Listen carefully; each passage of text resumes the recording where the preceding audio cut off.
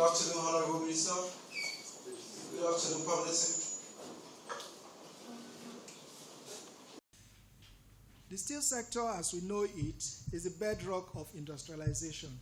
Its health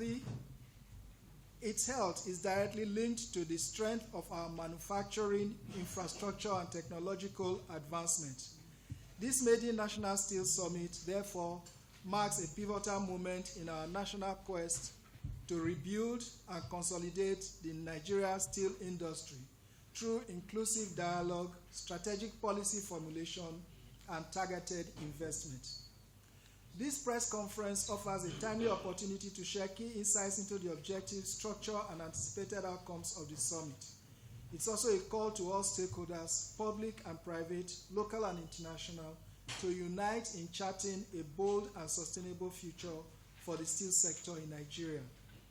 The National Steel Summit is a major initiative of the Federal Ministry of the Federal Ministry of Steel Development, under the leadership of the Honorable Minister, Prince Shuaibu Abubakar Audu, aimed at repositioning the steel sector as a key driver of Nigeria's industrialization and economic transformation. It will provide a unique platform for stakeholders across government, industry, academia, finance, and development sectors to engage on practical steps for revamping the steel industry and reflects our collective ambition to revive the sector through strategic partnerships, sound policies, investment promotion, and capacity building. I wish to commend the Honorable Minister for his vision and commitment to revitalizing the steel sector, and I thank you, the media, for your role in shaping national conversations and public awareness.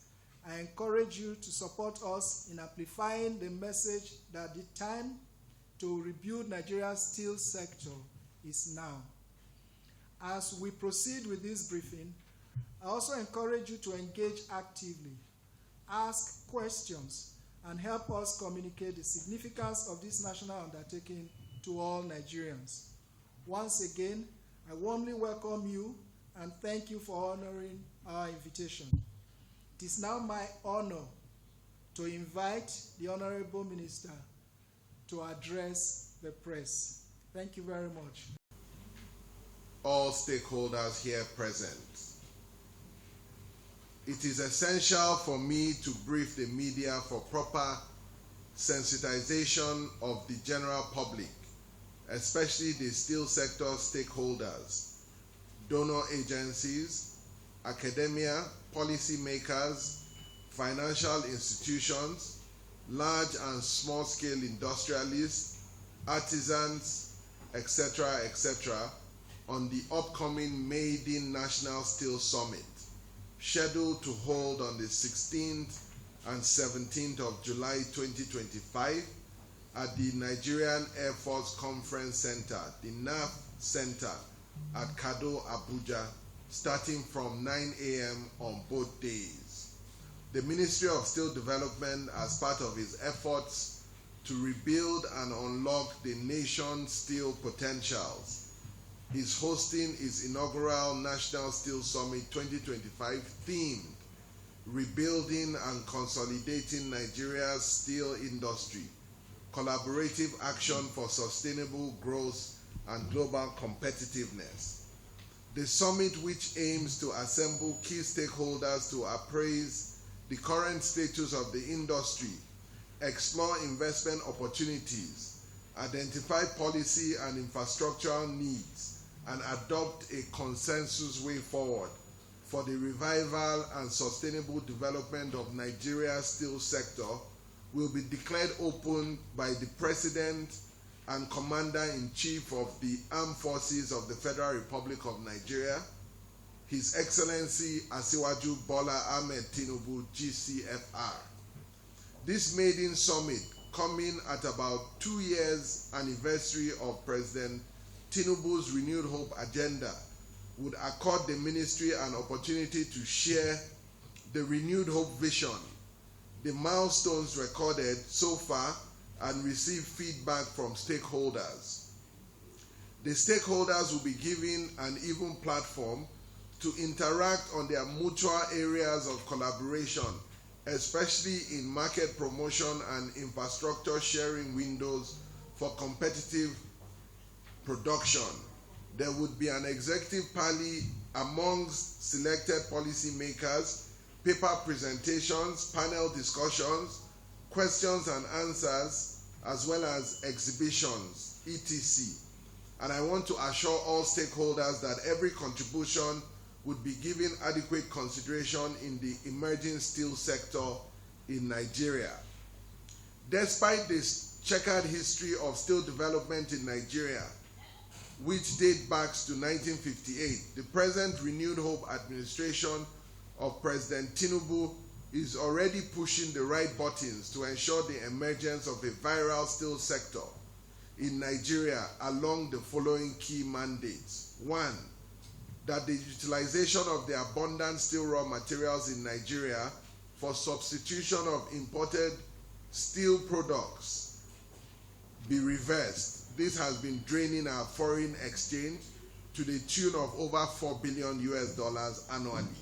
2, that we enthrone a regulatory regime that would ensure sustainable steel and non-ferrous metals production in Nigeria for both local and international markets. 3, that we set and monitor quality standards for local and foreign steel products to eradicate structural failures and building collapses in different construction projects in Nigeria.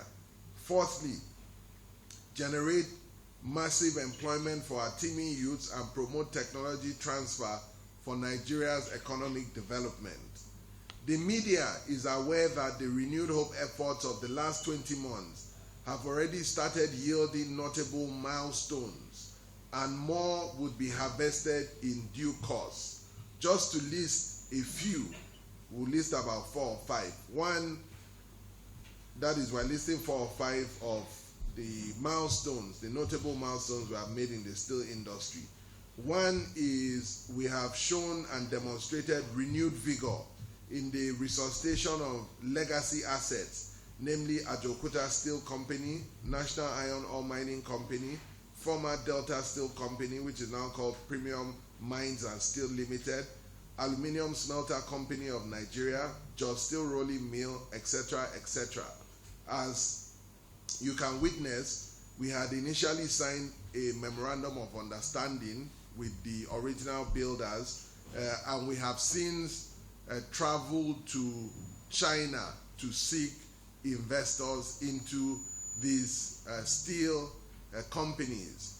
As you are well aware, the country of Russia and Ukraine are at a serious war, and we don't want that to affect the progress that we are making. Hence, we are discussing with the Russians, or with the Chinese, to expedite action.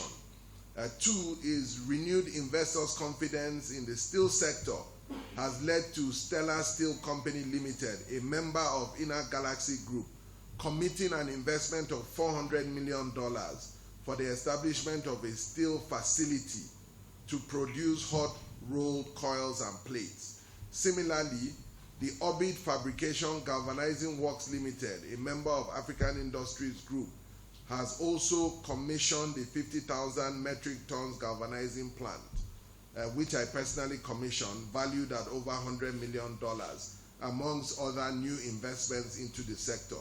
If you take these 2 investments together, it's well over $500 million.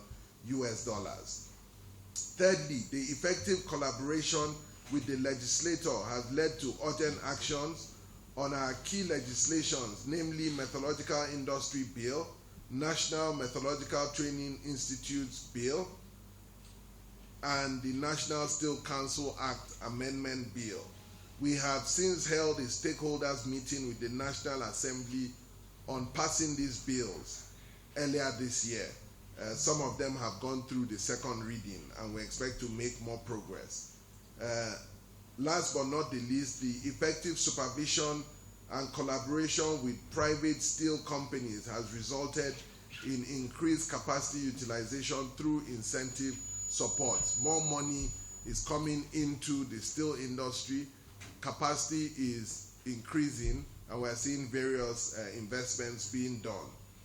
The technical sessions at the National Steel Summit, as well as the panel discussions during the event, will x-ray critical areas of the industry from diverse perspectives, including 1, resuscitation of the legacy steel projects, the issues and way forward. We want ideas and we want to listen to the industry.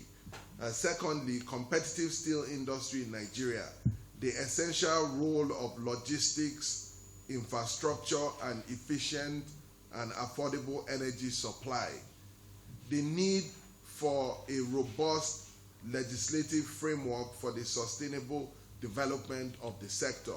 Both the chair of the Senate and the House Committee on Steel Development would also be present at that event. Investments in the mining and local raw material sourcing in Nigeria.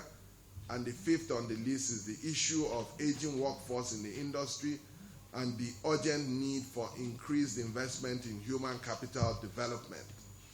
The role of the steel industry in any modern economy cannot be overemphasized. And I enjoin the media houses, all of you here present, I can see you all came from far and wide.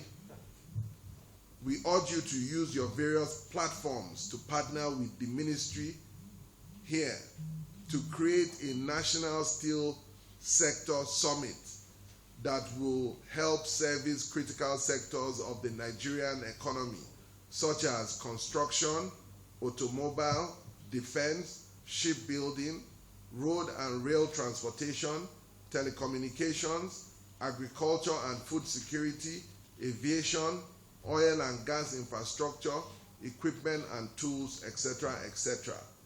In conclusion, as we look forward to a robust exchange of ideas, business networking and deal closures, as well as mutual partnerships, to move the agenda from just rhetoric to critical, collaborative, and progressive actions. Ultimately, we shall position Nigeria as a major steel hub for sub-Saharan Africa, whilst making significant contributions to our national GDP, which, as you know, the president has a desire to grow the Nigerian economy to over $1 trillion by the year 2030. We look forward to welcoming you all to this great event in the history of steel development in Nigeria. Thank you all for listening, and God bless the Federal Republic of Nigeria. What are we hoping to achieve? What we would like to achieve ultimately is to sensitize the Nigerian public and solicit the support of Nigerian stakeholders as to the importance of the steel industry in Nigeria. As we have said, and as we should all be probably aware, the steel industry is the bedrock of industrialization in any country. So if you look at both the top developed and developing countries, whether you look at China or India or Russia or Brazil or the US, steel is at the forefront. Whether you want to build roads, you want to build bridges, you want to build houses, all sorts of things needs the steel sector to play a very important role. And part of what we want to achieve is to bring all the stakeholders so we can work in unison and align our thoughts and move in the same direction.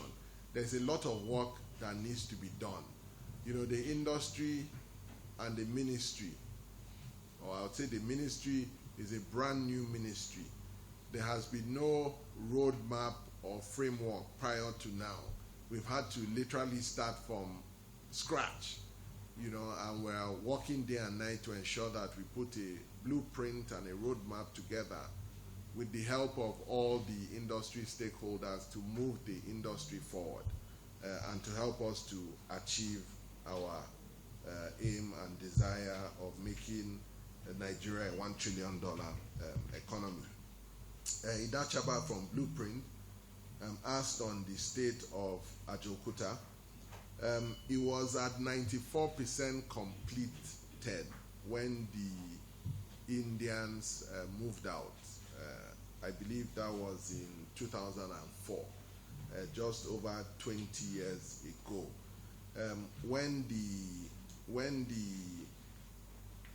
the plant was built, when they completed or they almost completed the plant, it was also over 90% completed.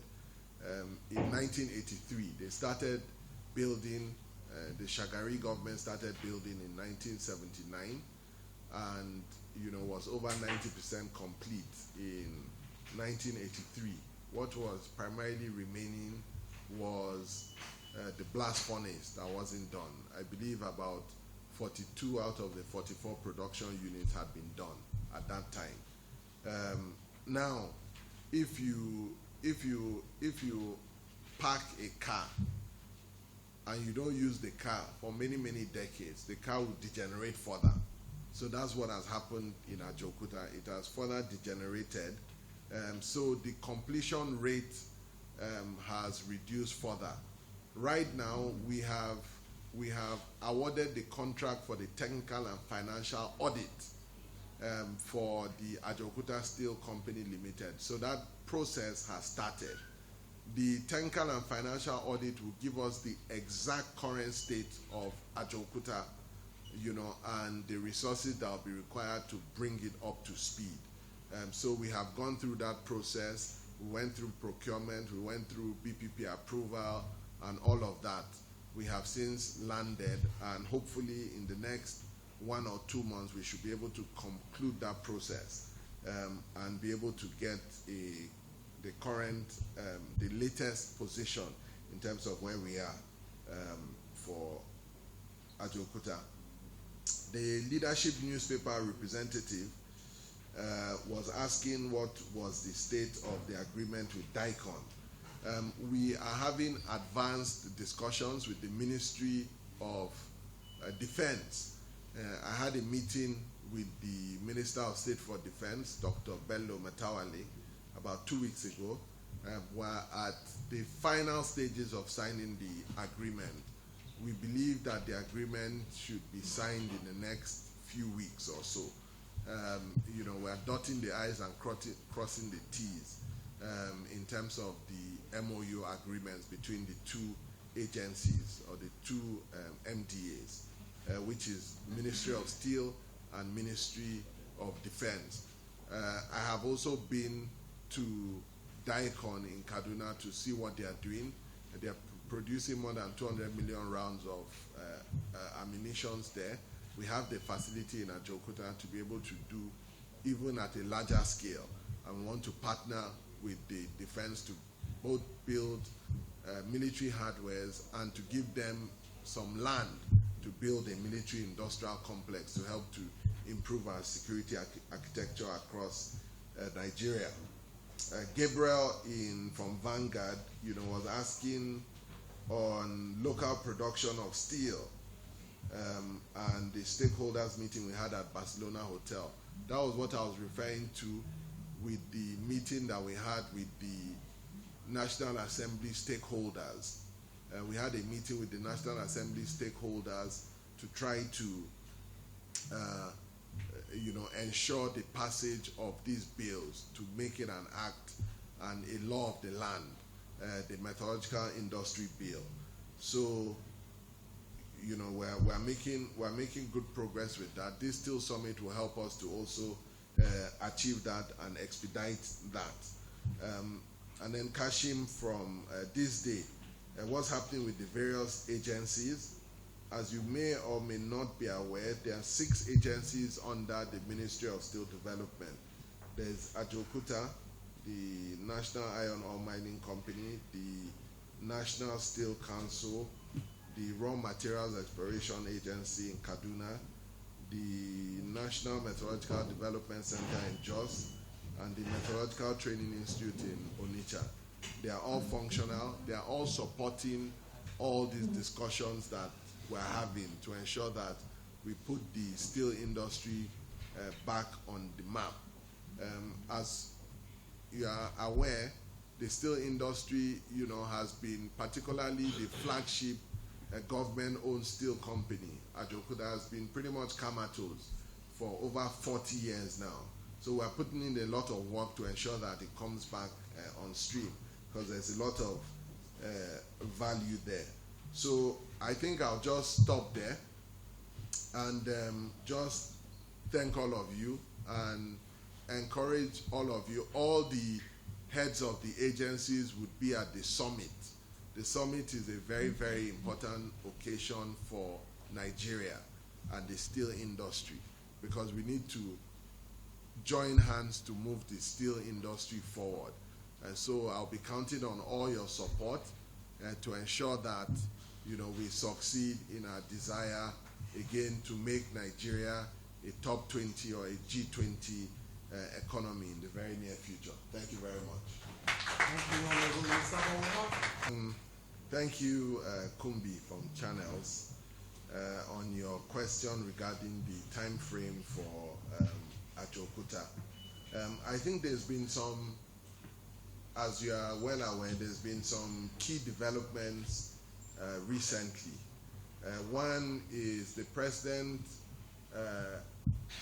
approved the appointment of the new managing director of Ajaokuta Steel, Professor Naim, who is, who was my technical advisor, as well as a professor in methodology, a well-experienced individual.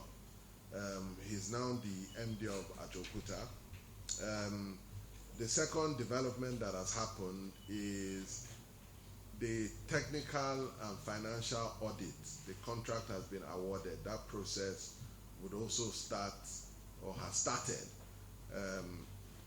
We had to go through a process that took several months, about 7 or 8 months, going back and forth with BPP, opening the bid, people bidding, selecting the qualified bidders and all of that. We're finally scaled that hurdle, and we're making good progress in that regard. The third thing that we have done more recently is I visited China recently to start the process of engaging with potential suitors for a PPP arrangement where the Ajaokuta Steel Company is going to be privatized. We need to find investors that would bring in the money. The federal government of Nigeria does not have the money that is required to, rehabilitate Ajaokuta. We need to find investors that are willing to partner with the federal government to be able to revive Ajaokuta, and we'll have a structure that works for both parties. Our expectation and our desire is that by the end of this first administration, the first term, some units of Ajaokuta will start to work, God willing, providing that all the key parameters are in place. Sometimes, government processes can be quite bureaucratic and quite slow. You have to go through ICRC, you have to work with BPE, but we're putting measures in place where, we're trying to,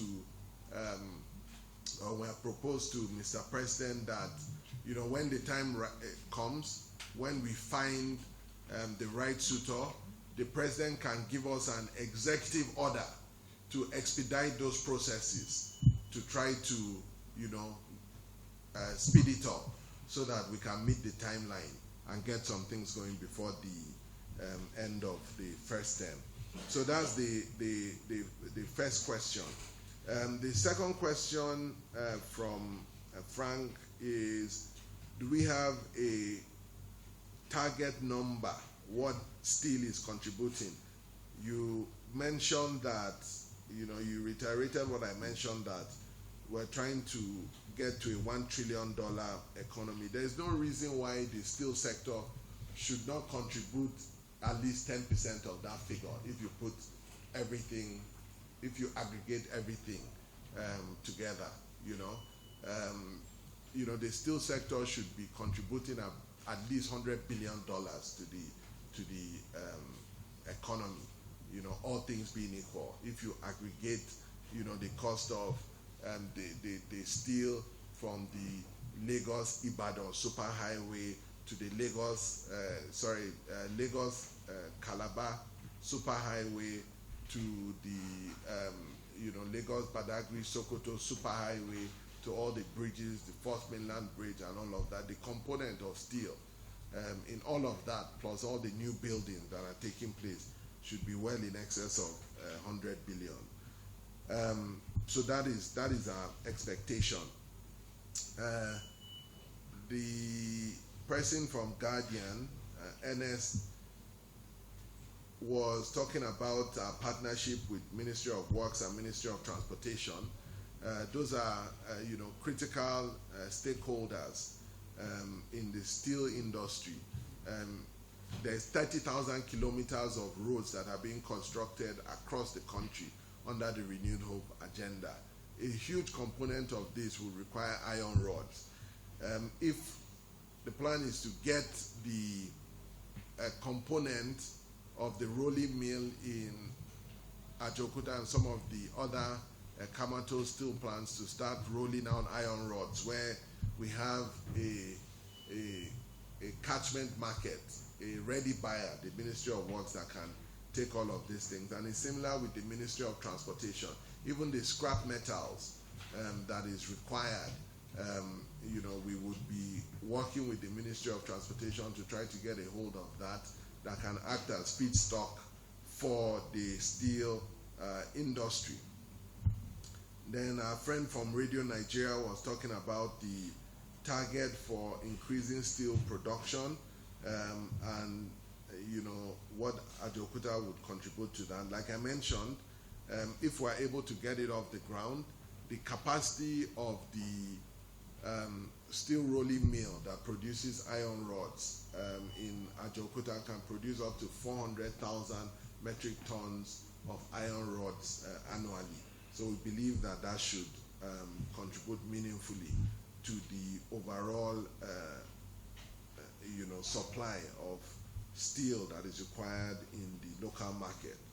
And Ikene from NTA mentioned, asked an important question on what we are doing to support Delta Steel, which is now called Premium Mines and Steel. Like we mentioned during the trip to Alaja at the time, the major issue they're having is the lack of raw materials. So we're trying to think outside the box to see how we can partner with them to see how we can ease their access to raw materials, with the condition that if we're able to resolve that, they'll be able to bring the company back on stream very, very quickly.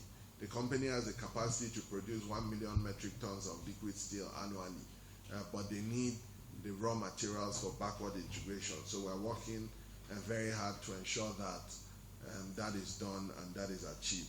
So I want to thank all of you for all the various questions, and we hope to work with all of you very, very closely very soon.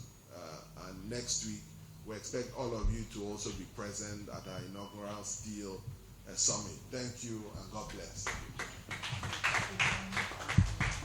Registration is also ongoing, so I want to urge all of you to go to our website to register, www.steel.gov.ng, to do your registration before the National Steel Summit.